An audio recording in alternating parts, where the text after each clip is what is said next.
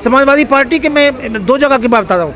Samajwadi party के नेताओं ने मुझसे ये कहा, बड़े लोगों ने, नेताओं का मतलब हो गया जो पार्टी पे बड़े ओहदेदार हैं डिस्ट्रिक्ट लेवल के ऊपर, उन्होंने मुझे कहा कि हम यहाँ जीत नहीं सकते, हम चाहते हैं ये बीएसपी को सीट मिल जाए, बीएसपी के पास सीट जाए। तो अगर समाजवादी पार्टी के मकामी लोकल लीडर ये कहते हैं कि बीएसपी को सीट मिल जाए तो बहुत बड़ी बात है, ये बहुत बड़ी बात है। अगर कांग्रेस पार्टी के लोग ये कहते हैं कि हम नहीं जीत सकते हैं, ये समाजवादी पार्टी को मिलना चाहिए, ये बीएसपी को मिलना चाहिए, ये बहुत बड़ी बात है। अगर बीएसपी के लोग ये कहते हैं कि सीट जो है ये यहाँ पे हम कमज़ोर हैं, अगर लड़ तो लेंगे लेकिन जीत नहीं पाएंगे, तो ये बड़ी बात है। तो अगर ग्राउंड लेवल के नेताओं में ये परिचर्चा हो रही है और सब कहते हैं हम एक दूसरे कॉन्टैक्ट के अंदर हैं, ये भी अच्छी बात है। तो हमें उम्मीद है कि ये खबरें ऊपर भी जा रही होंगी। तो हम सिर्फ तीसरी बात जो हम ये कह रहे हैं कि आपस में कटाक्ष की राजनीति फौरी तौर पे बंद होनी चाहिए, ताकि हालात कॉर्डियल हो सके। ये कटाक्ष की राजनीति कभी कभी ऐसा होता है कि एक कदम आगे बढ़ के 2 कदम पीछे कर देती है, एक कदम आगे बढ़ के 2 कदम पीछे कर देती है। तो कटाक्ष एक दूसरे पे हो रहे हैं डिफरेंट पॉलिटिकल पार्टी, वो कोई एक पॉलिटिकल पार्टी से उसमें कोई संबंध नहीं है, सभी पॉलिटिकल पार्टीज के कुछ नेता एक दूसरे पे कटाक्ष कर रहे हैं। तो ये कटाक्ष बंद होने चाहिए। लेकिन सपा में और बसपा में जो अभी आपने कटाक्ष की बात जो अभी फिलहाल में चल रहा है 1-2 दिन से, इसको आप कैसे देख रहे हो? यहाँ कैसे मिठास? अनफॉर्चुनेट है ये, और मुझे उम्मीद है कि इस पर दोबारा रीथिंकिंग होगी, इस पर पूर्ण विचार वहाँ पे होगा कि भाई ये खत्म होना चाहिए। मैंने कहा ना, अखिलेश यादव ने भी अपील करी अपने नेताओं से, विधायकों से, सांसदों से कि कोई भी बहन जी पे कटाक्ष ना करे, उनका सम्मान करें, वो हमारे बड़ी लीडर हैं। It is a welcome step, it is a positive step. ये बहुत ही सकारात्मक जो है ये डेवलपमेंट हुई है, बहुत सकारात्मक डेवलपमेंट हुई है।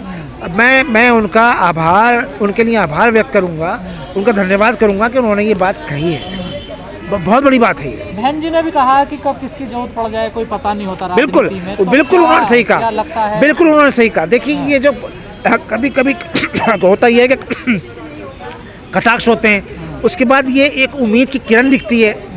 हमने जितने भी लोगों से ग्राउंड पे बात की है, सबसे हमने ये कहा है कि आप मेहरबानी करके अपने नेताओं से ये कहें कि कटाक्ष एक दूसरे पे बंद करें। ये बात हमने नेताओं से मुस्तकिल, हम पिछले 1.5 महीने से कॉन्स्टिट्यूंसीज वाइज जा रहे हैं। मैंने कहा ना, हम तकरीबन 400 लोगों से मिले हैं। 400 लोगों से विचार विमर्श करना अलग अलग वक्तों के अंदर कोई मामूली बात नहीं है। लेकिन कहा जा रहा है टाइम आने पर मायावती इंडिया अलायंस में जाएंगी, जो आप लोगों की कोशिश है, और कांग्रेस की तरफ से भी खबरें आ रही हैं कि हमारी बातचीत ऑलमोस्ट कंप्लीट हो चुकी है और सहमति भी हमारी बन चुकी है। क्या इन बातों में कोई सच्चाई है या फिर ये? हर अच्छी बात से उम्मीद रखनी चाहिए। अगर ये सब हो रहा है तो अच्छी बात है, लेकिन ये कि मेरा अपना मानना ये है कि अलायंस जितनी जल्दी हो उतना अच्छा है। हमारा ये भी मांग है जो हमने प्रेस कॉन्फ्रेंस में की कि 30 जनवरी तक आप अपने कैंडिडेट जो है वो घोषित कर दीजिए। हमारी ये भी मांग है कि 30 जनवरी तक अपना कॉमन प्रोग्राम मैनिफेस्टो जो है उसको ऐलान कर दीजिए, ताकि देश की जनता को मालूम हो कि आपका एजेंडा क्या है। लेकिन कहा जा रहा है विपक्ष डरा हुआ है, जल्दी अलायंस में इसलिए नहीं। अरे विपक्ष क्या डरा हुआ है? ईडी से क्या विपक्ष क्या डरा हुआ है? तमिलनाडु में जिस व्यक्ति के पास 500 रुपये अकाउंट में हैं, उसको डराने के लिए ईडी ने उसको बुला लिया है ना। भारतीय जनता पार्टी के नेता से झगड़ा हुआ उसका, उस पर उसकी ज़मीन पर कब्जा करना, जो रिपोर्ट आई है, अब कितनी सच्ची हैं कितनी गलत हैं, लेकिन ये बात तो आ रही है ना, ये तो सब मीडिया में आ रहा है ना कि 500 रुपये जिसके पास है उसको बुला लिया गया। तो फिर बाकी लोगों तो छोड़ दीजिए ना आप, हर व्यक्ति के ऊपर ईडी का वो है। ये जो पूरी राजनीति करते हैं, उस राजनीति सब देश का लोग वाकिफ़ हैं, लेकिन अगर इससे डर लेंगे हम तो 2024 के बाद तो सबका अस्तित्व खत्म हो जाएगा। ये भी सोचना चाहिए। सर एक आखिरी सवाल, कहा जा रहा है राहुल गांधी ने जिम्मेदारी ली है कि बहन जी को मैं लाऊंगा इंडिया अलायंस में। अगर उन्होंने जिम्मेदारी ली है तो हम उसको वेलकम करते हैं। देखिए जो प्रेस कॉन्फ्रेंस आज हुई है, बिल्कुल उसके 5 बिंदु बहुत अहम थे। एक तो ये कि हमारा अपना मानना ये है कि देश में जो ये आज़ादी की दूसरी जंग लड़ी जा रही है, जो 24, वो एक संग-मील साबित होगा। It would be a milestone for recovery of India from the fascist forces. यहाँ पर उन्माद की धार्मिक राजनीति करने वाले लोग हैं, जिन्होंने इस देश को बंधक बना लिया है, उनसे छुटकारा पाने के लिए 2024 जो है it would be A milling stone. दूसरी बात, हमारा अपना मानना ये है सिविल सोसाइटी के लोगों का कि इस देश में जो ये आज़ादी की दूसरी जंग लड़ी जा रही है, उसमें राजनीतिक पार्टियों के साथ साथ सिविल सोसाइटियों का एक बहुत बड़ा अहम रोल है। बगैर सिविल सोसाइटियों के कॉपरेशन से, उनके कैंपेन से हालात ऐसे हैं कि शायद राजनीतिक दलों को कामयाबी ना मिले। इसलिए हमने ये मई के अंदर जो वायलेंस फ्री इंडिया का कैंपेन शुरू किया था, शायद आप कुछ लोग उसमें रहे हों, तो उसमें उस वक्त से हम कर रहे हैं। कोई हमारा ये नया कैंपेन नहीं है, ये तकरीबन हम 7 महीने हो गए इसको कैंपेन, पूरे लगातार प्रोग्राम हो रहे हैं। लगातार प्रोग्राम हो रहे हैं। हम कलकत्ता भी गए, हम लखनऊ भी गए, हम यूपी के कई शहरों में गए। अभी तो हम यूपी की कई कॉन्स्टिट्यूंसीज में, लोकसभा कॉन्स्टिट्यूंसीज में, लोकसभा क्षेत्रों में गए हैं। डिस्ट्रिक्ट लेवल पे हम गए हैं, लोकसभा में जो डिस्ट्रिक्ट लेवल है उन पे भी गए हैं, कहाँ और वहाँ पर जाकर हमने राजनीतिज्ञों से हमने मुलाकातें की हैं। हमने कांग्रेस हम पार्टी, आपके प्रोग्राम लगातार देख रहे हैं, आप चाहते हैं कि इंडिया अलायंस जो बना, सारी पार्टियां उसमें एक साथ आ जाएं।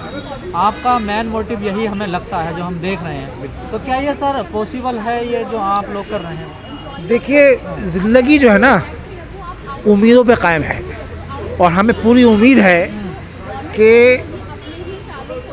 एक समय के अंदर तमाम पॉलिटिकल पार्टीज़ इस पर गहन विचार करेंगी और संजीदगी से करेंगी। हमारी अखिलेश जी से भी, हमारी बहन मायावती जी से भी बहुत विनम्र हमारा निवेदन है कि वो सोचें कि भाई देश बड़ा है कि ये द्वेष बड़ा है, आपस का आपसी द्वेष बड़ा है कि देश का हित बड़ा है। देश के हित को सामने रखकर हमें ये कोशिश करनी चाहिए कि आपस में जो मनभेद हैं और मतभेद हैं, इनको मतभेद भी हो, चलो अलग बात है, अब यहाँ तो मनभेद भी हो गए, तो मनभेदों को जो है इसको ख़त्म होना चाहिए। क्योंकि 2024 के चुनाव के बाद अगर हमने मनभेद और मतभेद ख़त्म नहीं किया तो तमाम पॉलिटिकल पार्टीज़ का अस्तित्व जो है वो दांव पे लग जाएगा। लेकिन खबरें ऐसी हैं कि कांग्रेस चाहती है बसपा गठबंधन में आए और सपा नहीं चाहती कि बसपा गठबंधन। हमने ग्राउंड पर जो हमने जाके काम किया है और जो हमने बात की है, हम तकरीबन आप समझ लीजिए कि 400 लोगों से हम मिले हैं अभी तक मुख्तलिफ़ ज़िलों के अंदर। 400 लोगों के में से 390 लोगों ने ये कहा है, जिसमें बसपा के लोग भी हैं, समाजवादी पार्टी के लोग भी हैं, लोकदल के लोग भी हैं, और आपका कांग्रेस पार्टी के लोग भी हैं, कि आपस में गठबंधन में आना चाहिए, सबको आना चाहिए। ये पहली बार मैं 10 वर्ष में देख रहा हूँ। ऊपर से अलायंस होता था, ऊपर से इच्छा होती थी कि अलायंस हो जाए, लेकिन इस बार मैंने ये अलग महसूस किया कि नीचे के नेताओं में बसपा वाले कहते हैं नेता कि बहन जी का आदेश आखिरी होगा, लेकिन हम चाहते हैं अलायंस हो जाए। तो ये खुल के बात भी कह रहे हैं अगर, तो ये बहुत अहम बात है। मैंने ये देखा कि कांग्रेस पार्टी के, समाजवादी पार्टी